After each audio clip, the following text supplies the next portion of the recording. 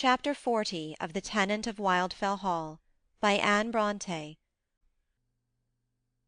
January 10th, 1827. While writing the above, yesterday evening, I sat in the drawing-room. Mr. Huntingdon was present, but, as I thought, asleep on the sofa behind me. He had risen, however, unknown to me, and actuated by some base spirit of curiosity, been looking over my shoulder for I know not how long. For when I had laid aside my pen, and was about to close the book, he suddenly placed his hand upon it, and saying, "With your leave, my dear, I'll have a look at this," forcibly wrested it from me, and drawing a chair to the table, composedly sat down to examine it, turning back leaf after leaf to find an explanation of what he had read. Unluckily for me, he was more sober that night than he usually is at such an hour. Of course I did not leave him to pursue this occupation in quiet. I made several attempts to snatch the book from his hands, but he held it too firmly for that. I upbraided him in bitterness and scorn for his mean and dishonourable conduct, but that had no effect upon him. And finally I extinguished both the candles, but he only wheeled round to the fire, and raising a blaze sufficient for his purposes, calmly continued the investigation. I had serious thoughts of getting a pitcher of water and extinguishing that light too, but it was evident his curiosity was too keenly excited to be quenched by that, and the more I manifested my anxiety to baffle his scrutiny, the greater would be his determination to persist in it. Besides, it was too late. "It seems very interesting, love," said he, lifting his head and turning to where I stood, wringing my hands in silent rage and anguish. "but it's rather long.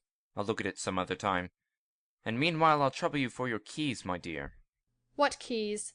"The keys of your cabinet, desk, drawers, and whatever else you possess," said he, rising and holding out his hand. "I've not got them," I replied. The key of my desk, in fact, was at that moment in the lock, and the others were attached to it. "Then you must send for them," said he. "and if that old devil Rachel doesn't immediately deliver them up, she tramps bag and baggage tomorrow." "She doesn't know where they are," I answered, quietly placing my hand upon them, and taking them from the desk, as I thought, unobserved. "I know, but I shall not give them up without a reason." "And I know, too," said he, suddenly seizing my closed hand and rudely abstracting them from it. He then took up one of the candles and relighted it by thrusting it into the fire. "Now then," sneered he, "we must have a confiscation of property, but first let us take a peep into the studio." And putting the keys into his pocket, he walked into the library. I followed, whether with the dim idea of preventing mischief, or only to know the worst, I can hardly tell. My painting materials were laid together on the corner table, ready for tomorrow's use, and only covered with a cloth. He soon spied them out, and putting down the candle, deliberately proceeded to cast them into the fire. Palette, paints, bladders, pencils, brushes, varnish, I saw them all consumed. The palette knives snapped in two. The oil and turpentine sent hissing and roaring up the chimney. He then rang the bell. "Benson, take those things away," said he, pointing to the easel, canvas, and stretcher. "and tell the housemaid she may kindle the fire with them. Your mistress won't want them any more." Benson paused aghast, and looked at me. "Take them away, Benson," said I, and his master muttered an oath. "And this and all, sir?" said the astonished servant, referring to the half-finished picture. "That and all," replied the master, and the things were cleared away. Mr. Huntingdon then went upstairs. I did not attempt to follow him, but remained seated in the armchair, speechless, tearless, and almost motionless, till he returned about half an hour after, and walking up to me, held the candle in my face, and peered into my eyes with looks and laughter too insulting to be borne. With a sudden stroke of my hand I dashed the candle to the floor. "Hello," muttered he, starting back. "She's the very devil for spite. Did ever any mortal see such eyes? They shine in the dark like a cat's. Oh, you're a sweet one." So saying, he gathered up the candle and the candlestick. The former being broken as well as extinguished, he rang for another. "Benson, your mistress has broken the candle. Bring another." "You expose yourself finely," observed I, as the man departed. "I didn't say I'd broken it, did I?" returned he. He then threw my keys into my lap, saying, "There.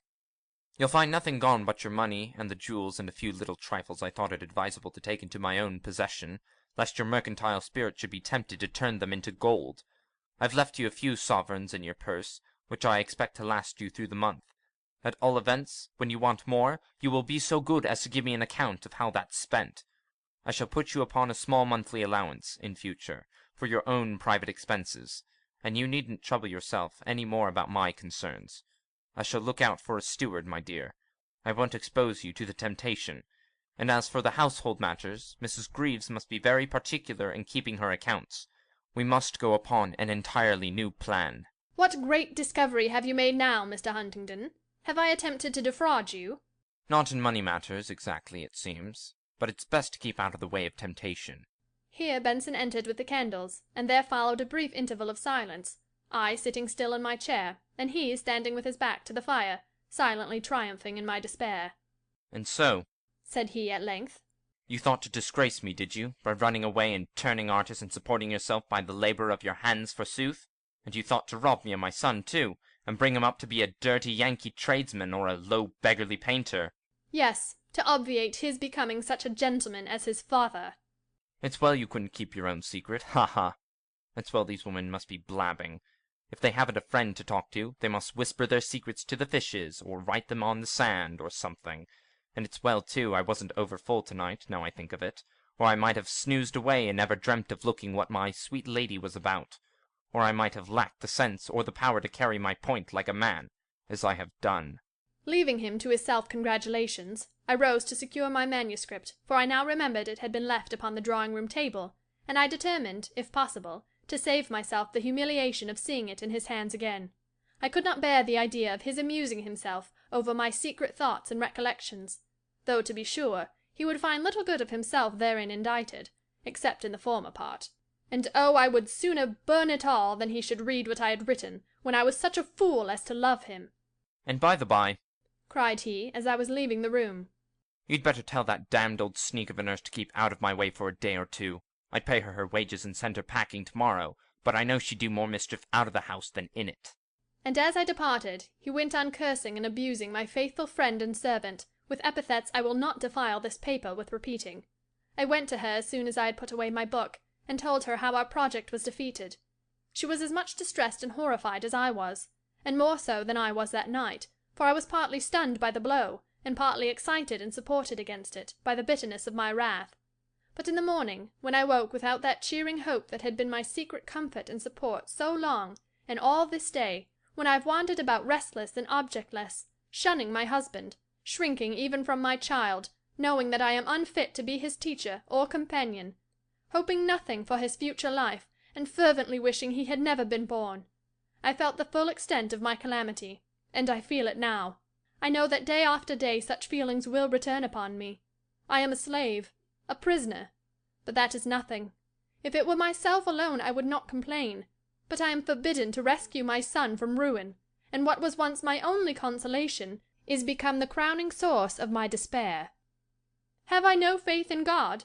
I try to look to him and raise my heart to heaven, but it will cleave to the dust. I can only say, he hath hedged me about, that I cannot get out. He hath made my chain heavy. He hath filled me with bitterness. He hath made me drunken with wormwood.